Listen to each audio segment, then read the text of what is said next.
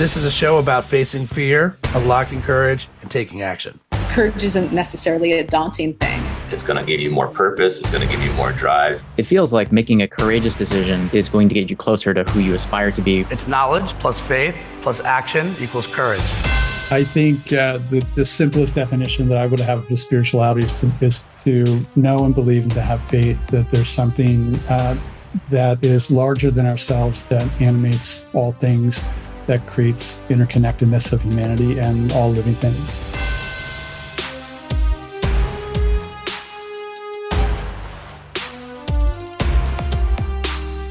Hey everybody, hope you've been enjoying your summers, your summer trips, the Summer Olympics. If you're like me and you got kids, you're both floored that summer is over. And you're probably also relieved that ritual can return. Like I can't believe it, like it's a blanket, it's gone, but I'm also excited for the ritual and the rhythm and the cadence of work and school, both of them, to take over. And actually that's a nice segue because I think we're about to get schooled on a topic that I don't think we talk too much about in the workplace. And I also can admit that I don't get tag team much on the podcast, but for the first time, I've got two guests. You guys are two brilliant professors in the spirit of school, although you're not professors, but you're experts and you've been studying the topic we haven't talked much about. Both of my guests are authors. They're both brand experts. I think they come to life differently, whether it's like an actual, I mean, you both played in both, but I feel like Denise is more sometimes in the brand leadership. Steve, I feel like you're helping brands. But, you know, I'm going to turn this over to you. Steve Morris, Denise Yohn. How are we doing, guys? Good to see you both. Thank you, Ryan. First and foremost, thanks for hosting us here. And Denise, so great to see you. Excited for this conversation today. I'm doing very well. Thank you. Yeah, me too. And I was curious, Ryan, what you were going to say in terms of how to differentiate between me and Steve. So I appreciate that distinction. So thank you.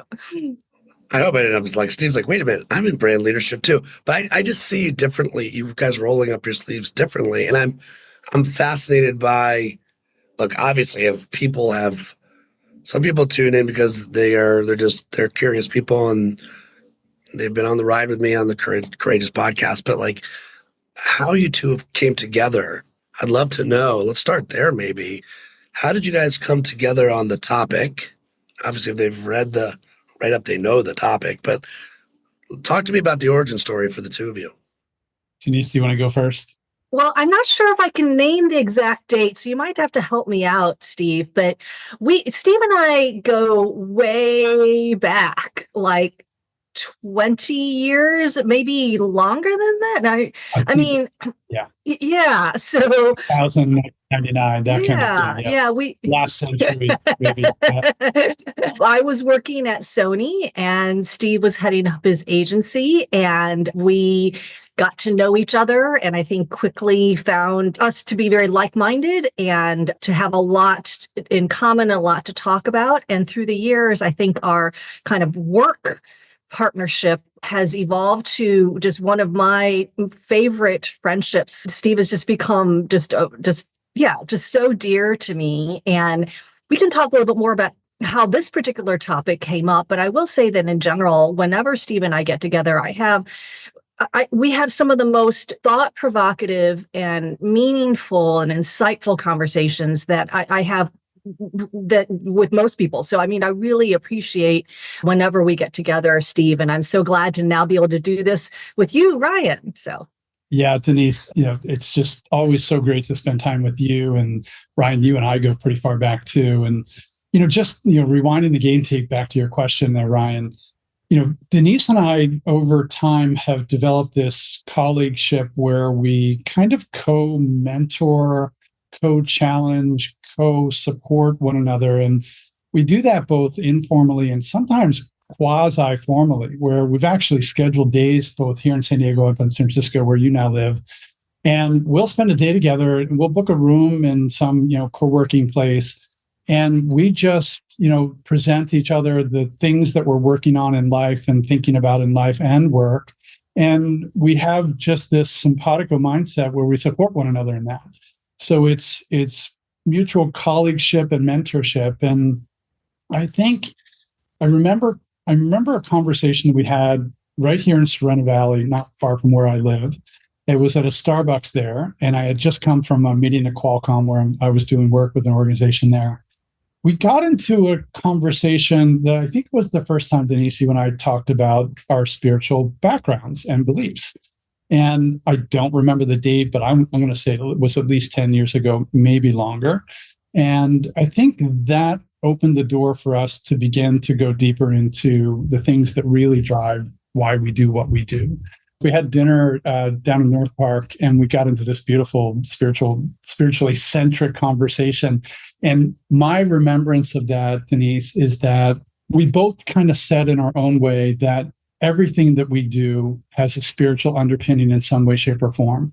And I think we also, through that, we're also challenging one another to say, well, how does that show up in our working lives right now? And how courageous are we being about putting that out there and infusing, frankly, what the article talks about, infusing our value system into our vocational path and how we show up in the world as either writers or speakers or consultants and that kind of thing.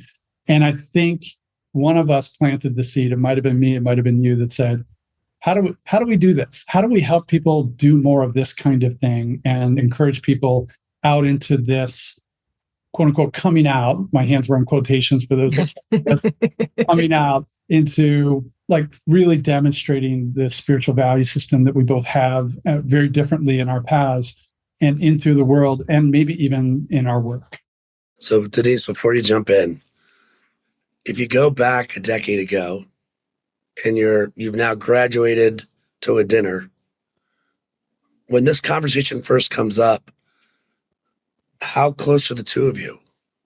Like, is there trust then, or is this someone sort of, hey, are you seeing this? Or like, because I think that's what this is about a little bit. We're going to talk about brands today too, not just brands, but I want to talk about how spirituality is it branded properly, just like is DEI branded properly. Yeah.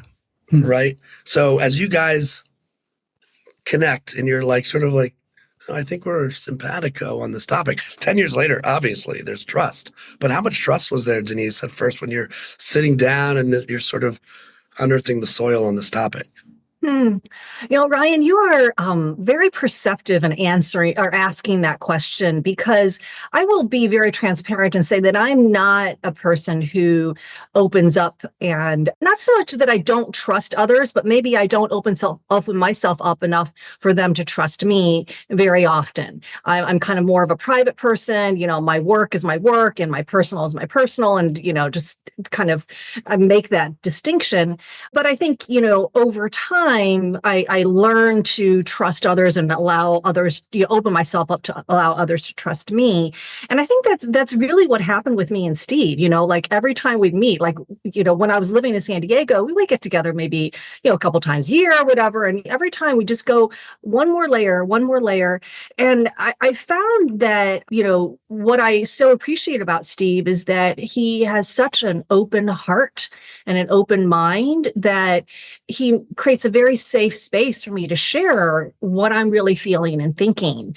And because of that, we have gotten to this level of trust. But I won't say it was immediate. I think it's something that has taken, the whole 20 plus years for us to develop. Totally fair. Yeah, I feel like I'll just speak for myself too on this one. Like, I feel like I'm more, Denise, in the acquaintance camp with you. This isn't a knock, right? Like, you're busy, I'm busy. In fact, the listeners should know I'm grateful you shared that you didn't have a middle name with me until just before. I thought that brought us a little bit closer together. Steve, little known fact, right? These are facts. You're like, Ryan, I told you not to say that on the air. And we're Steve, I think just maybe because we were both down here in agency life, we've had timeout moments, we've had checkpoints with each other.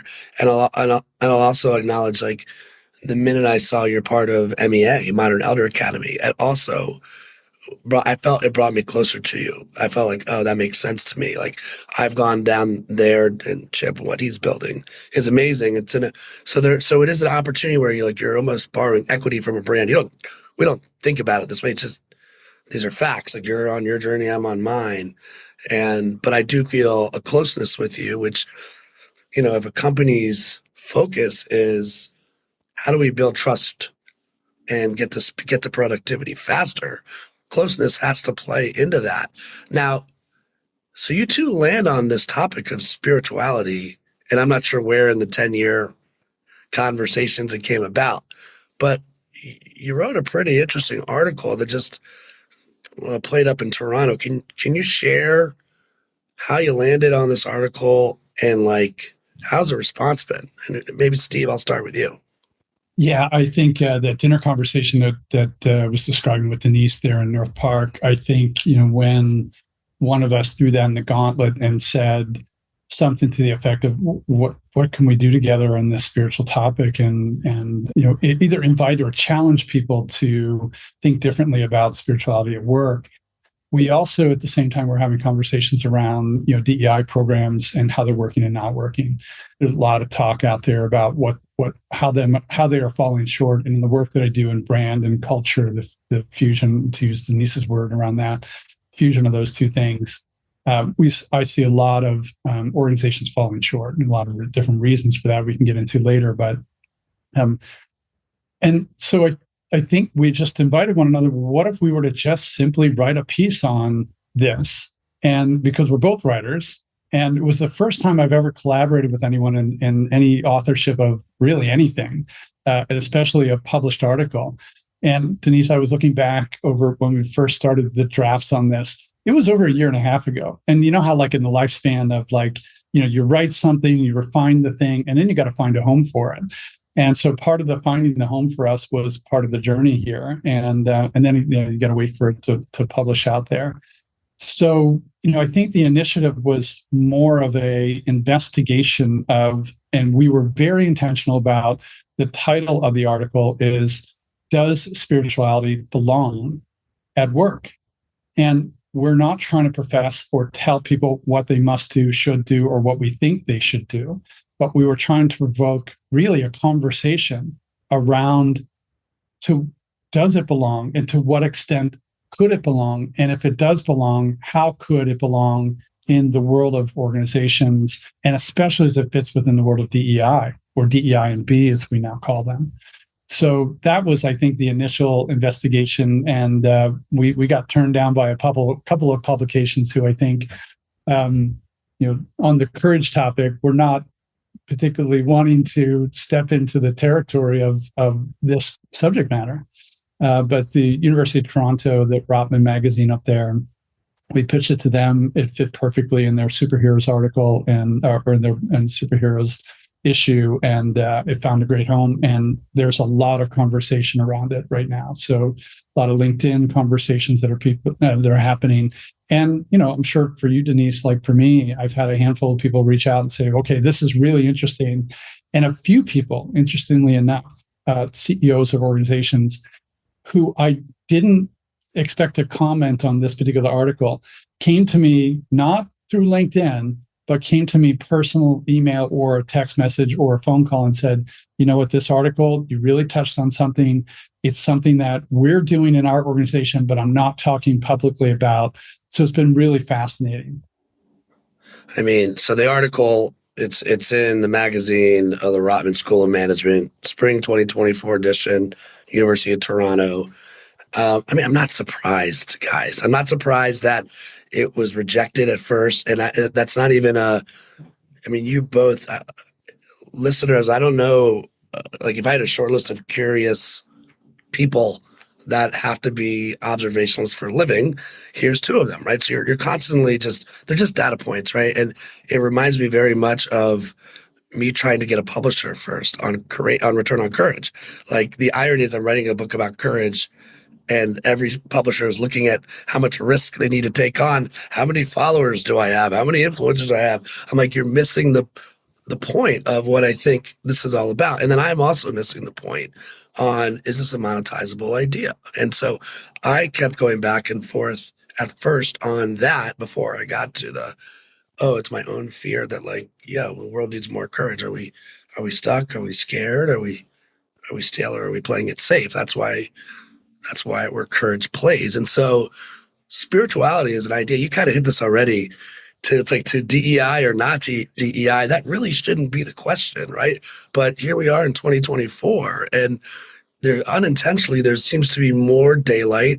There's more division. There's more divide in some companies. That's leading to this quiet resentment. So, I'm wondering if chicken or egg was the topic of spirituality. Did that come first? And then you realized, oh, this is another take on belonging as well and DEI, or was it like, oh, this fits here. It's part of DEI. We're not doing a great job positioning DEI right now, obviously, anyway.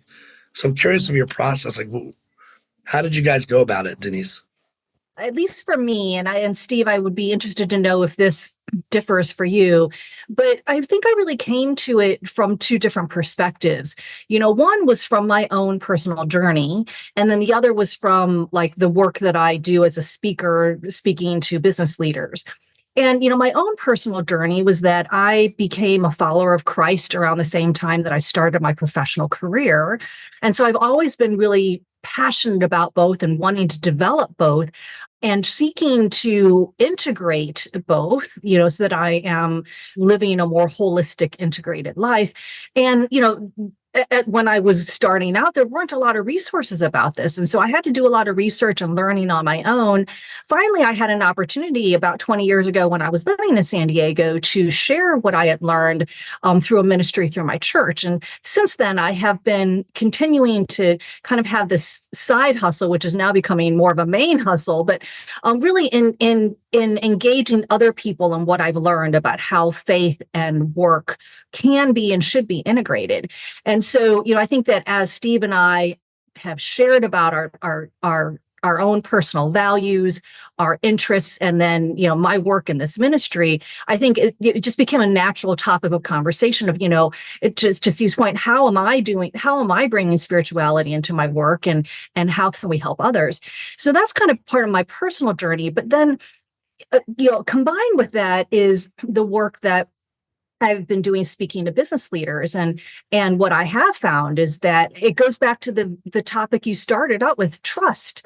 I mean, obviously leaders need to be cultivating trust. That's probably, I would say, their number one job, right? But I find that most leaders are approaching that from a very kind of programmatic way to do DEI. Like, okay, well, we need to have employee resource groups, and we need to, observe certain holiday, whatever, things like that. And those are very important. I don't mean to discount those efforts, but I don't think that I've seen CEOs and other business leaders figure out, how do I cultivate this trust? What does that require?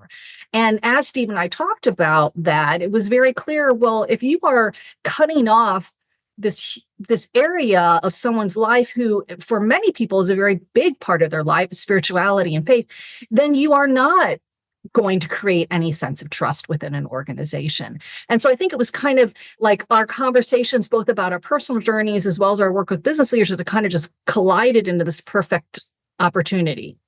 Yeah, the thing I would say about trust is that, there are a couple of things I would say about it. A, it's non-negotiable in the world of business, to the extent that I beat the drum on this topic all the time. Trust is the social and emotional currency all healthy businesses deal in. And it's also the social emotional currency that all relationships deal in. Without trust, you don't really have a healthy business. Without trust, you don't have a healthy relationship.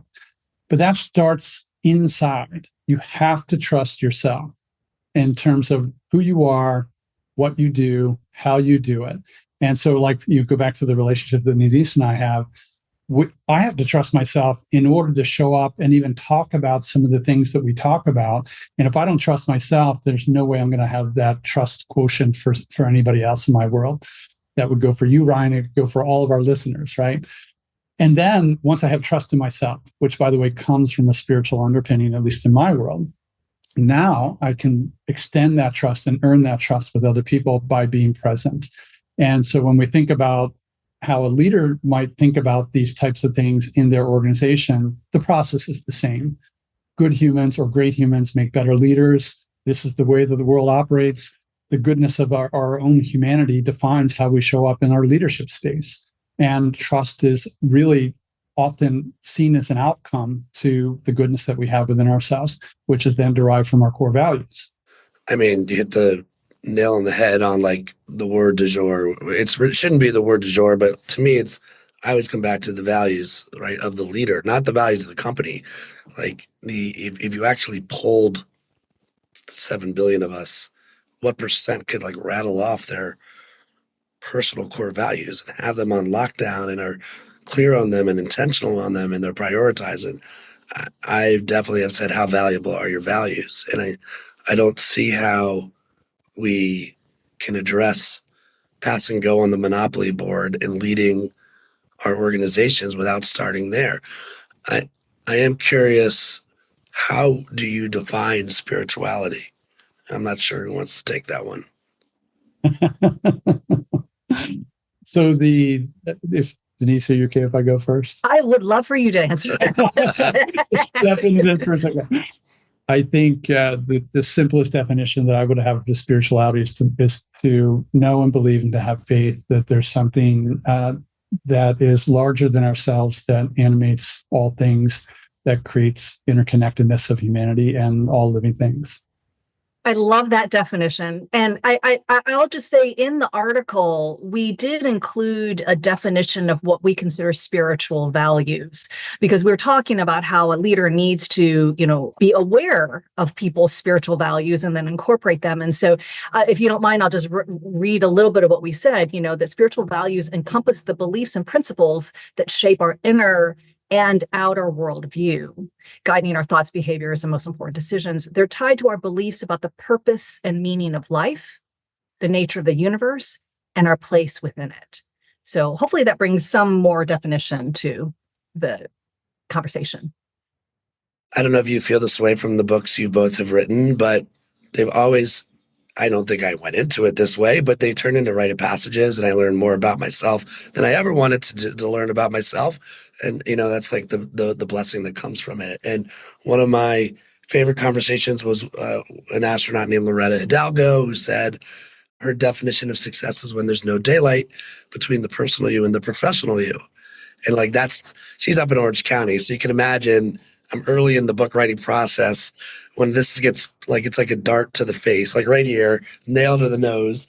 And I remember driving back in silence being like, oh my gosh, this book is taking on a completely different form than I thought. I thought I was writing about courageous ideas, and I realized courageous ideas will die without courageous leaders. And leaders need to know who they are in order for where do they say yes and where do they say no. Now, full stop. In the spirit of words matter, right?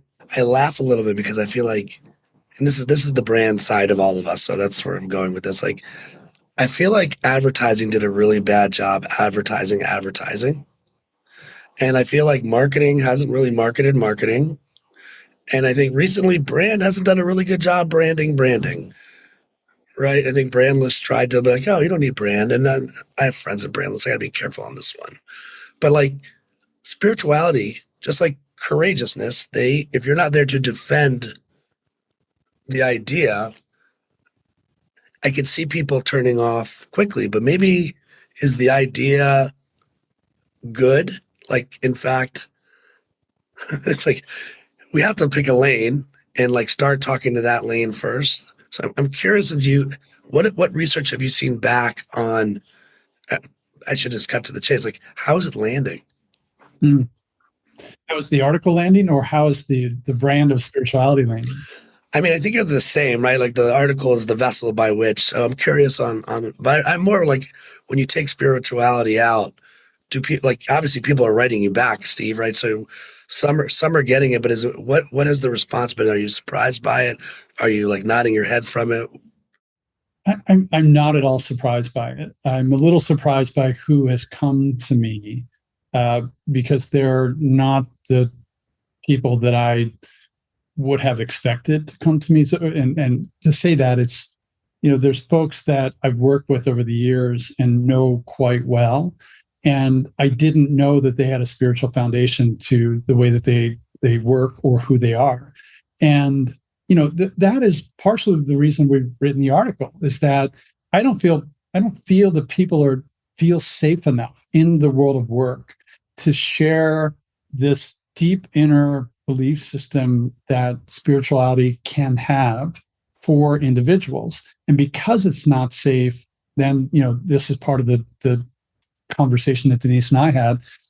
Why isn't it safe, and why isn't it included within a value system in the world of work?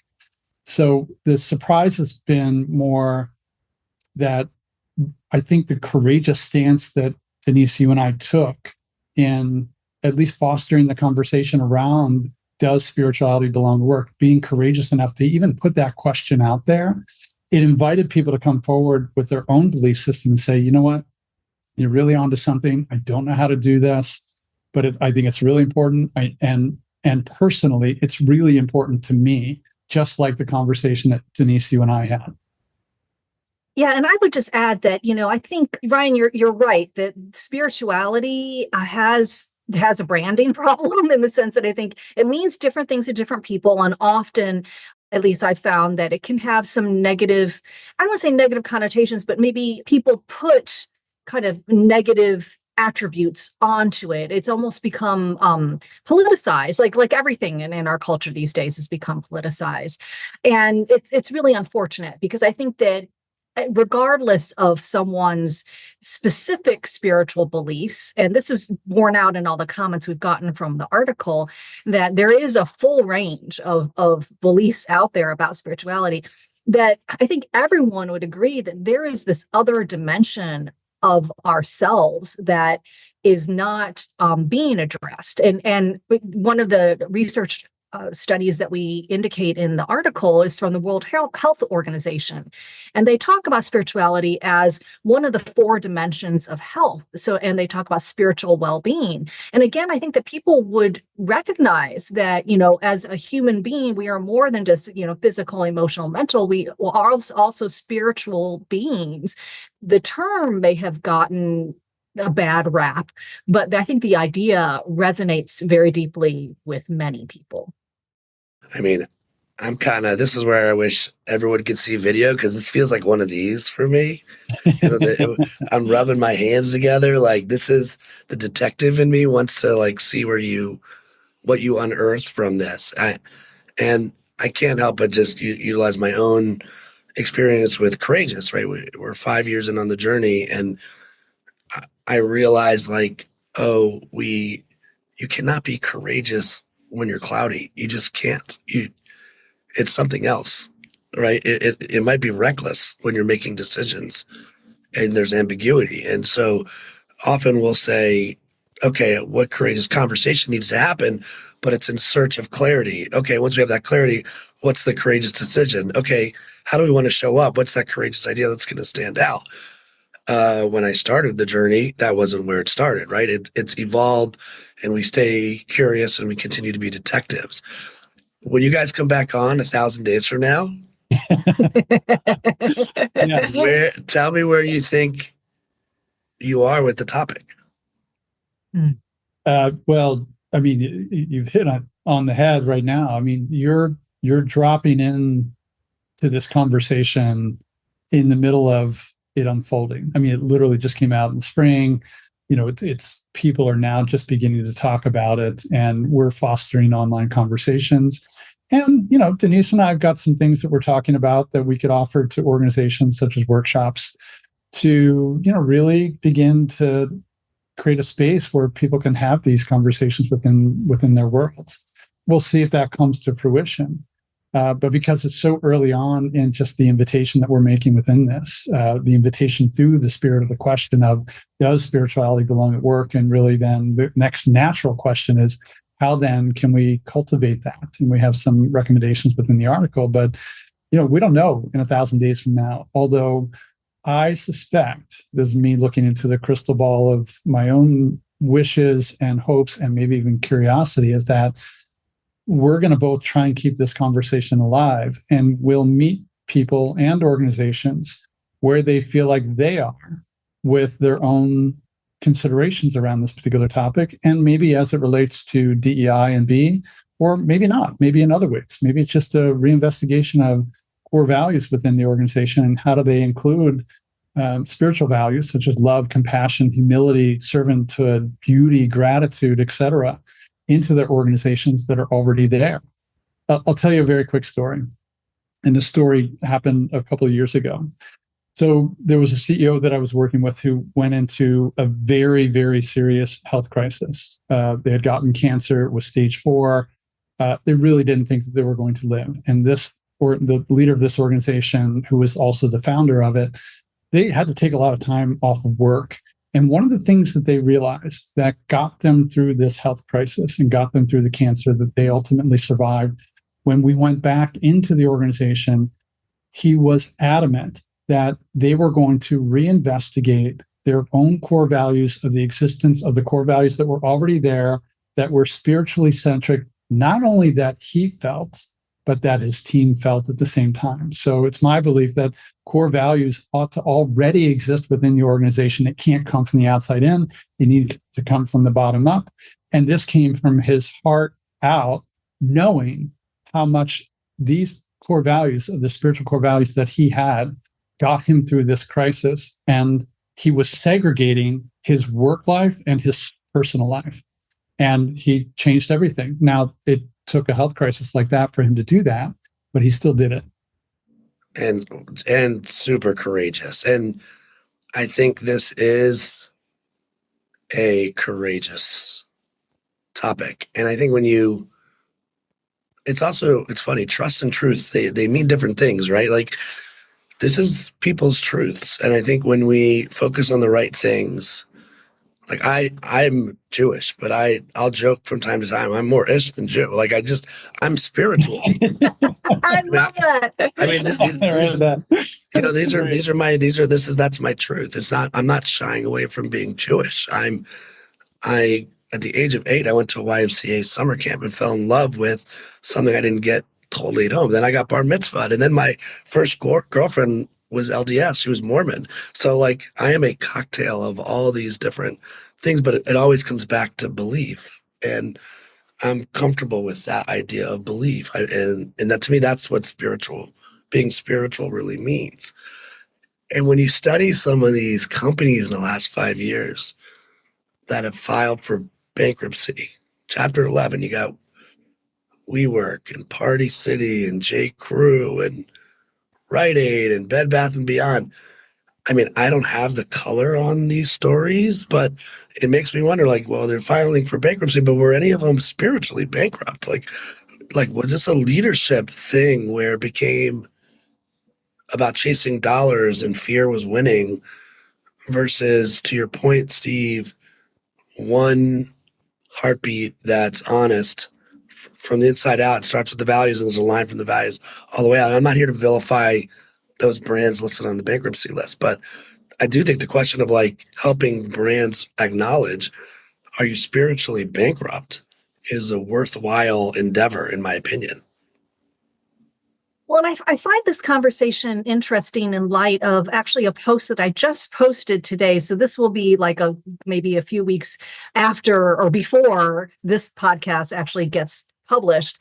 But I was writing about the troubles that I have read about Amazon having in their organizational culture, and what Jason Del Rey, a writer for Fortune magazine, calls the unraveling of the leadership principles that have been guiding Amazon for so long.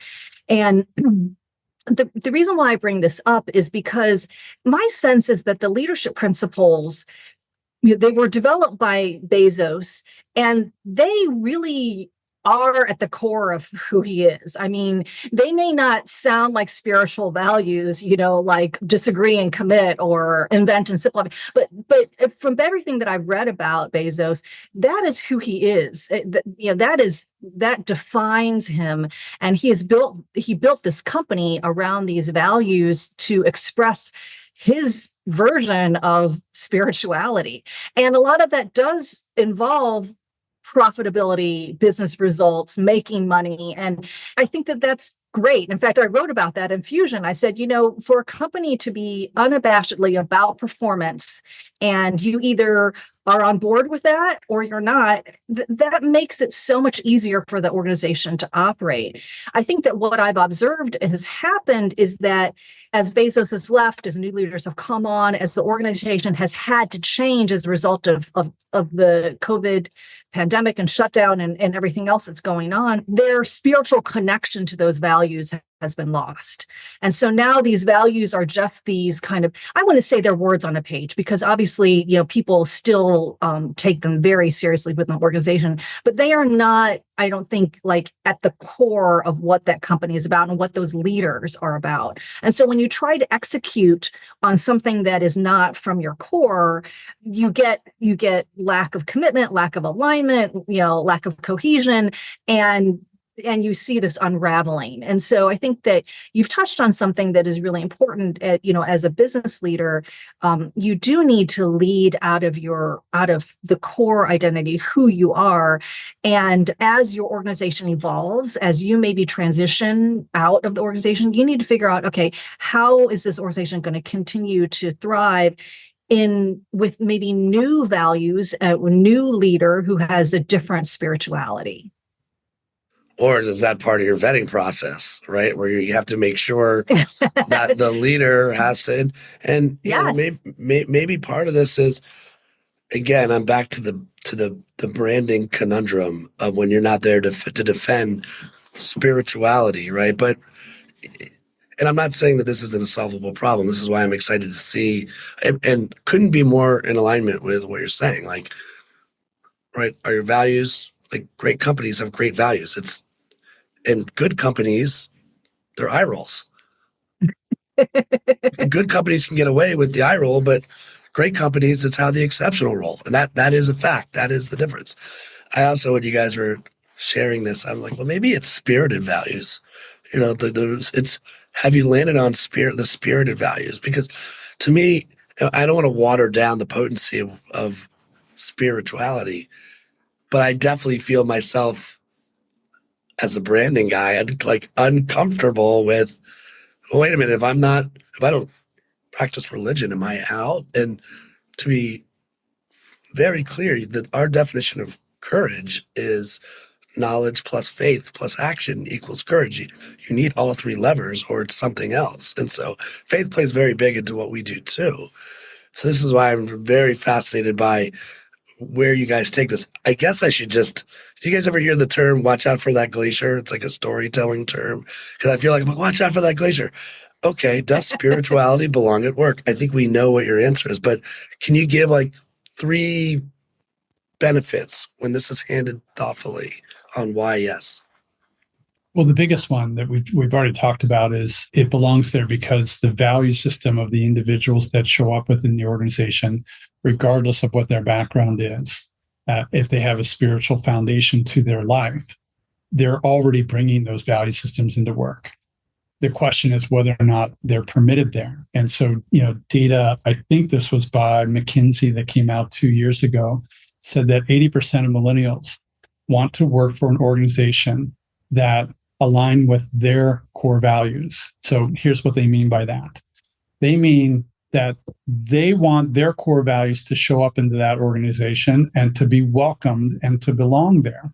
They don't want to be assigned core values. They want to make a match between their core value system, which they know they already have, and the core values that are not just professed within the organization, but are lived throughout the organization. So the biggest element that I think we would recommend, Denise, I'd be curious if you agree with this, is to make sure that you're creating a value system that includes that. And I'm not saying, and we want to be careful about, for those who haven't read the article, that we're not saying that all the core values within any given organization need to be spiritual core values. That's not what we're saying at all. We just are making the argument that the consideration of the spiritual elements within the core value system, which would include not just the value belief that hang on the wall, but the way that they're lived within the organization are held up to and created from an accountability standpoint. And we go further within the article, which talks about how do you create this mindset within a DEI and B type of program, because there's all kinds of reasons that DEI and B programs are now failing. Yeah. And then I think just to add on and talk about benefits from maybe what a business leader looks at for their organization. Again, the research has shown, whether it's the World Health Organization, Leadership and Organizational Development Journal, the Baldrige Performance Excellence Program, they are showing that the results of engaging people including spirituality in that engagement produces increased organizational commitment, increases employee productivity, increases satisfaction and commitment to the job. And so, if for no other reason as a business leader, you want to see those kinds of results, then embracing spirituality is a path to that. I think now more than ever, we need to see those kinds of results, especially given the market situation that we just have entered into. And you go back to, Ryan, what you were talking about with organizations that maybe have gone off the rails or failed for whatever reason. We could look in the span of the time, let's say the last 25 years, and look at some of the organizations who have had failings because of their lack of moral compass. When we think about why did they fail? And, maybe greed was part of that, but, greed for its own sake is a lack of a moral compass, right? So, so you could actually pinpoint and say, well, because they didn't have a moral compass, whether or not that comes from spiritual values or not, might be the reason that they're failing, or might be the reason that certain organizations are struggling right now. I feel like I'm in this media problem with you, which is unfair because you've put 10 years already. I know you're right to where you are, but the outsider in me still comes back to this is a fundamental leadership miss right now.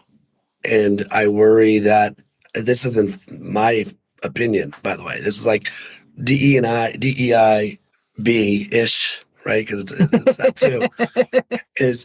I think people are so right or wrong. They're so overwhelmed that if this gets put there, it's like just another thing. It's like I already run. You're telling me to run more, or go to the gym. I had a leg day. I have to add abs too. I'm exhausted. When the reality of it is, it's fundamentally core. It's couldn't be more central and core to helping leaders. It is so courageous. Just embrace the organizations that they want, which I imagine leads to the largest fear. And maybe I'm missing this, but if you have an organism of an organization already, getting them, having the courage to go, this is who we're going to be. And I acknowledge that you can do this with grace and tact. Maybe not maybe this isn't the place for everybody, but this is what our arc looks like over the next 3 years, 5 years. This is where we're going. And hopefully you don't need to have a cancer moment. I mean, your business, or, in my book, I talked about it. I wish I could figure out a better metaphor, but maybe the business already has cancer. Maybe there's already toxicity that's going along here, and your job is to be on the rudder. So I love where you're going with it. I'm really interested to can we just schedule quarterly calls where you can tell me where you're landing, and maybe that leads to the last question. I'm being the Courageous Podcast, Denise, I'll start with you and then we'll go to Steve. What role right now is courage playing in both your life and your work? Yeah. So if you allow me, Ryan, I just want to back up for a moment and just address something that you mentioned, because I think it's really important that if business leaders are looking at this, at bringing spirituality into the workplace as a program, they will most certainly fail. And that's why in our article, we list out practices. These are behaviors, ongoing habits, and postures that a leader should take. So I'm hoping that people will read the article and see the distinction between this is a DEI program versus a practice. Can you tease one or two? I mean, I'll also make sure to put the link to the article when we go live. Yeah. Yeah. Well, one of them, I mean, and it's the last one, but I think it's probably the most important one, is lead by example. We talk about how as a leader, if you expect or want your employees to show up authentically and to bring the spiritual aspects of themselves into the workplace, you need to also. So just being open about what you believe or don't believe, what questions you may have. I think that's the key to that, building that trust we talked about, which is just, if you show up differently, if you show up being willing to engage your spiritual the aspects of your life, I think that'll go a long way to encouraging others. So hopefully that helps. I want to make sure I answer your question, because I think it's really, I definitely wanted to share that, as I said, I started up this side hustle, which is a nonprofit organization to help Christian professionals integrate their faith in work. And I have to say that working on that nonprofit has required way more courage than I expected. Not only because it's a topic that, while I've studied personally a lot and have taught to some degree, being kind of an evangelist for it, kind of on a regional, if not national or global scale, requires a totally different level of expertise, and I'm not there.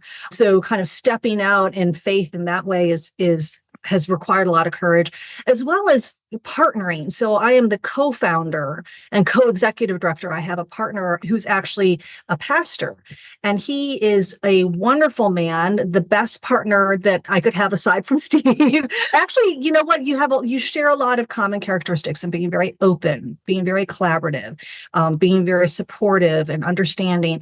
And still, it's hard for me, having worked on my own for 20 plus years, to partner with someone like this, and the give and take that's required, the trust that's involved. So every day, courage has to show up in my relationship and in my leadership of this organization. All right, Steve, you're up. So where's courage showing up in my life right now? Or maybe stated differently, where is courage required to show up in my life right now? And, look, there's a lot of risk taking that I take in the work that I do. And I feel like in certain ways, I'm constantly drinking through the fire hose of learning with my clients and working on some of the organizations, or with some of the organizations that I'm working with, which are big companies, small companies, and mostly on the bigger side, Google, Qualcomm, that kind of thing. But honestly, where courage is required most right now is in my personal life. My mom has been dealing with very, very significant health issues, and they're across the country, 3,000 miles away, both my parents. That process of both the discomfort of not being there, and also the challenge of flying back and forth to and from the East Coast, is a style of jet setting that is utterly challenging for me. And the courage to be there and to be present for what's unfolding in the fragile nature of our own humanity and our ultimate demise is taking a lot of courage on my part to show up and be fully there and fully present for it. So, it's not just the 3,000-mile distance, but it's when I'm there, it's hanging out in ICU for hours and hours and hours until they kick you out of, visiting hours, and you stay even longer, to be present for helping someone deal with, transition of life and help them make sense of what that means. And of course, within that, I'm also grappling with my own mortality, or at least the ultimate recognition that we're all mortal. It hits very close to home. And so courage required for that is coming in shovels full, as much as I can take and as much as I can muster. I remember that whole Jewish, less-ish, more. Here's where guilt is strong with me. And I'm like you. My parents live in Maryland, 3,000 miles away. My brother's there. I'm out here. I definitely feel that for me, as it's like there's a tint of being inadequate, right? And I can't be there and and be present. So, and where'd you grow up? Where are they? Are they in In Maryland? Delaware. That's right. Yeah. Okay. Yeah. I actually just saw on Facebook that you visited Rehoboth Beach. My parents had a beach house for forever in Bethany Beach, Delaware, and so Same thing. it's my summer stomping grounds from high school on. You're probably my neighbor. You realize that? Probably, yeah. I know. And by the way, people here, so San Diego folks, right? People are like, you go where for the 4th of July? And then they just see the Wayne's World. We're in Delaware, right? But Yeah. these are facts. We still go back, and there's a lot of love for that nostalgia moment. All right, we kind of have to wrap. I would love to just sort of give the floor to you both 1 minute on wrapping with the audience. And again, I think if folks have stuck around for the hour, they're curious of the topic. Maybe they know you guys. Maybe they listen to the show. Steve, how do you want to wrap? Give us your final minute.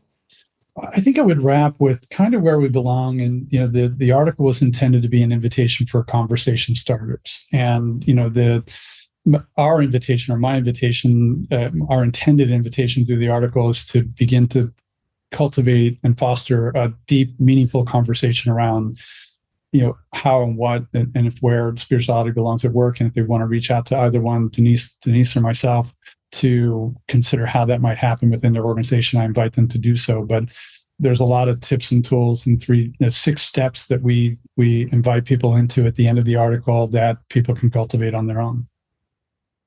Denise? Yeah. I think some people may resist this topic because they are afraid to go there themselves. Like they're afraid to explore their own spirituality and ask deep questions about what they believe. I know that I have been there before, and it's not like I am fully comfortable with it now, but I would just encourage your followers to go on the exploration, to go on this journey of discovering who you are fully, how you're wired, what your purpose and meaning are. And I think it will be scary, but it'll be joyful. It'll be surprising at times, but I know it'll be a very rewarding and worthwhile journey in the end. And to add on to that, I think the idea of what you believe and your belief system could be different, right? And can you actually convince people to go on that journey? You got to convince yourself of yes, how might you believe that? To me, I go back to the branding problem. It's if you're telling me that I could find a closeness at work, so I could trust easier and I could be more productive, I'm down for that. I'm down for that. And so I'm very curious to see where you guys take this. Again, we're going to put the spirituality belong at work. The article, we'll put that in our show notes for sure. Denise, Yohn, Steve Morris, you guys, the article says you're brand experts and authors. You're also ridiculous entrepreneurs who've been at this for a long time. And it's been fun, getting to know you both more. I feel closer to both of you from this conversation. If you want to connect with Steve, go to matterco.co. Does that work for you, Steve? Yeah. And Denise, it's Denise Yohn, spelled, ready for this, folks? DeniseleeYohn. Pronounced Yohn. Yes. Right? But Yes. and obviously we'll have this in the notes too. I could have made it easier for everybody, but I wanted you to know, go study what they're doing, and let's stay in touch, you guys. Great to see you both. Ryan, thank you so much for having this conversation. It's been really meaningful. So thank you. Ryan, thank you. See you in 3 years, guys. You're coming back. Thanks for tuning in to this episode of the Courageous Podcast. If you enjoy the show, don't forget to rate and review us on Apple Podcasts so more people can find us. See you again next week.